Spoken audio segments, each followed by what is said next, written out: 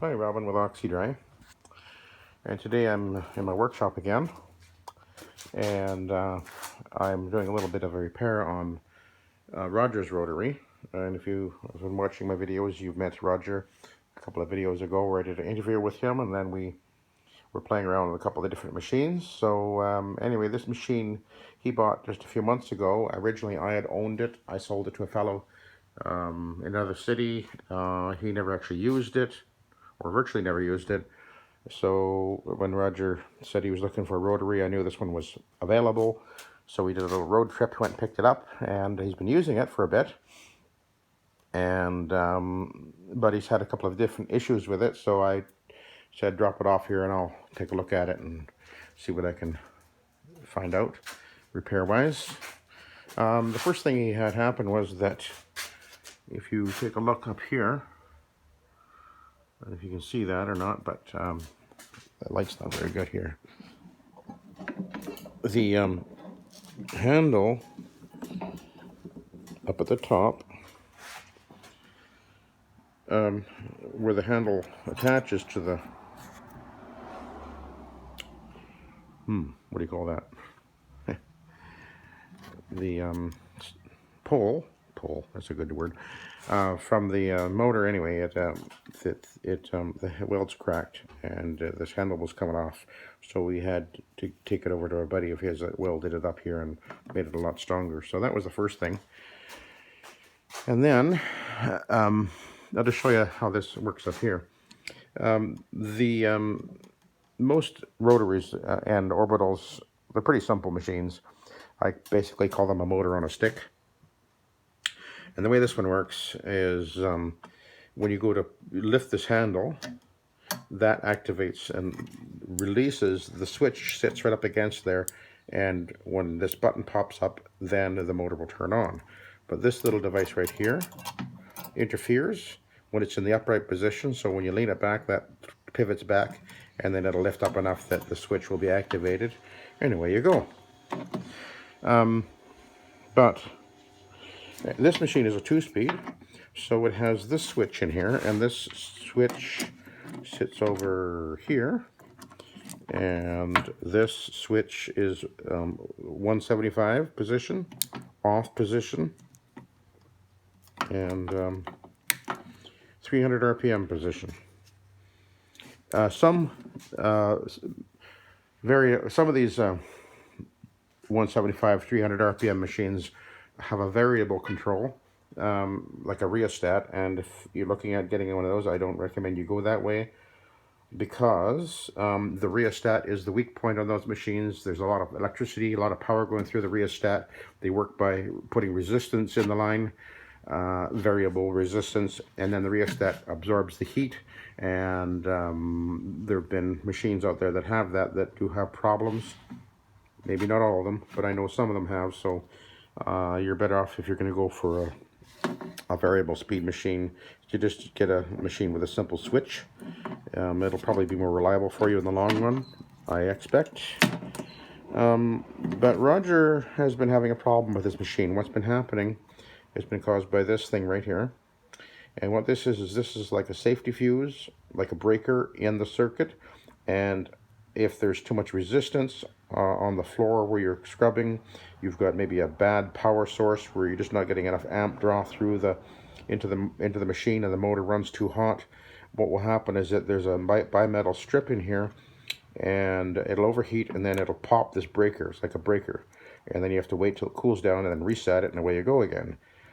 If that happens a few times, what will happen is that bimetal strip becomes too sensitive, and it'll break or trip more often, and it's been tripping on him quite a bit on certain jobs.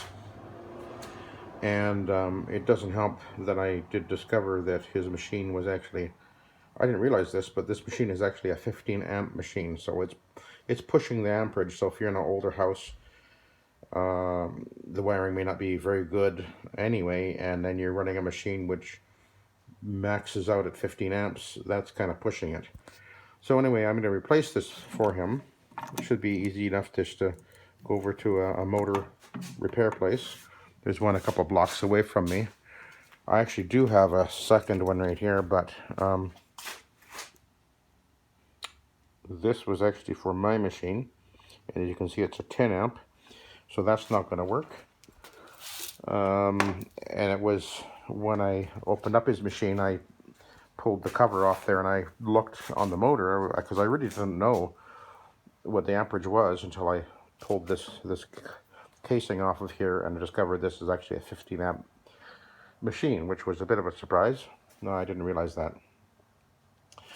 But let's talk about the 2-speed motor here.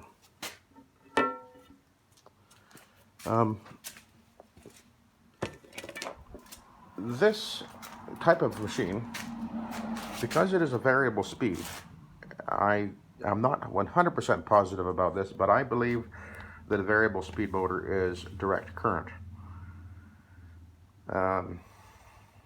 Meaning as opposed to alternating current, AC. So there's got to be a rectifier somewhere in here that will convert the AC into DC, and I think that's what I'm seeing right there. It'll be just a little transistor device, but anyway, even so, one of the things that does set this motor apart from a normal 175 motor is the fact that this motor has, I don't know if you can see it or not, but there's a big, huge honkin' magnet in here, which is what we call the field. And it's right around the armature. The armature is what spins. The field gives it the torque, actually, and the power to work against the resistance of the friction on the floor. But this motor has permanent magnets, as opposed to this motor right here. This is out of one of my rotaries, and you can see right down there, you see the coil of wires. So this motor does not have a permanent field, the magnetic field around it, until the power goes into it. Then you have a magnetic field. But one of the differences between these motors is, you see there's carbon brushes there? We're going to get to that in a sec. This motor here does not have carbon brushes, which is nice because a motor without carbon brushes doesn't have the carbon brushes to wear, because the carbon brushes are a wear point. Now they do last a good long time, but eventually they'll wear out. I had a 2-speed machine years ago, and one day I was using it and all of a sudden it just stopped. I had no idea what had happened. And anyway, I pulled it apart and discovered my carbon brushes were down to virtually nothing. And I thought I'd ruined my motor, but I went and got carbon brushes, put them in, and it was fine. Didn't bother it at all. And I'll show you that thing running in a minute. But what's interesting is that most rotary machines, you'll notice that they have at least one, if not two, capacitors. There's a capacitor right there. There's two of them. That again is capacitors out of my MD180, my older one, which is in pieces. Actually, the machine's over there. But anyway, the reason what's happening is that the capacitor is like, think of it as like a battery that stores up voltage. And when you hit the switch, it sends a shot of electricity into the motor that shocks it into, well, I guess that's not right way. It kind of bumps it or kicks it into action, as it were. So that's kind of how they work. Whereas this machine does not have capacitors. But what it does have is it has two separate windings. Now you can see the armature in there, and it's in really good shape. There's no sign of scoring or pitting or burning. But there's one carbon brush. There's two carbon brushes. There is 3 carbon brushes. And there is 4 carbon brushes. Wait a minute, there are 4 carbon brushes. And by the way, there's the rectifier. Right there. Can you see that? That's it. Interesting, huh? So that converts that device right in there. It converts the power, the AC power, to direct current.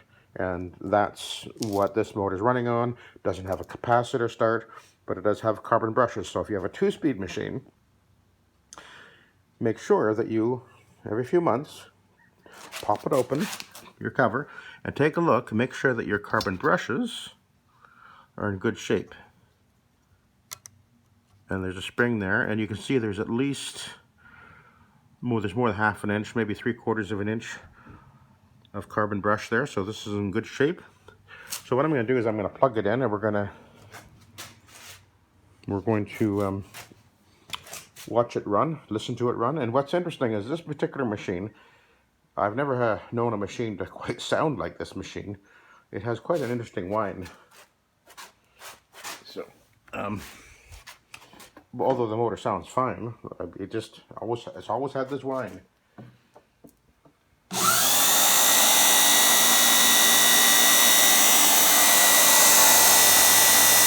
So you can see there's no, I can see a tiny bit of spark, very little. Clean running motor. Here's the speed control. There we go. Slow, that's the low speed.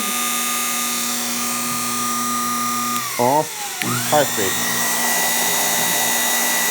So it sounds really tight. Really, there's no sound of bearing noise. Listen to it when it winds down. Sounds good. No sign of, or no sound of a dry bearing.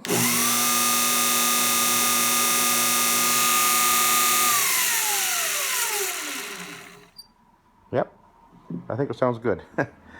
Anyway, so I just have to kind of put it back together now. Put that new safety switch on. I'll grab that from tomorrow, put it in, put the thing back together, and hopefully it'll be good for, well, for many more years yet to go. So that's a little insight into rotary machines and a 2-speed machine, which we don't see too often. Not very many guys use 2-speed machines. They tend to be heavier, although this one isn't. It's actually pretty light. It's not too much heavier than my MD-180, I don't think. It's not a 100-pound machine, that's for sure. It's probably about an 80 pound or so. So it's a nice machine. So there, hope that'll give you guys some things to think about, and I can't think of anything else to tell you about this machine. But oh, one more thing. If you have a rotary, I do recommend that you do put a shut-off valve after your tank, because you can get something that gets into the valve inside here, and it can be dribbling and you don't realize it, and you go and stop on someone's hardwood floor and you set it there and you go and do something else, and you come back and there's a little pool of water underneath it.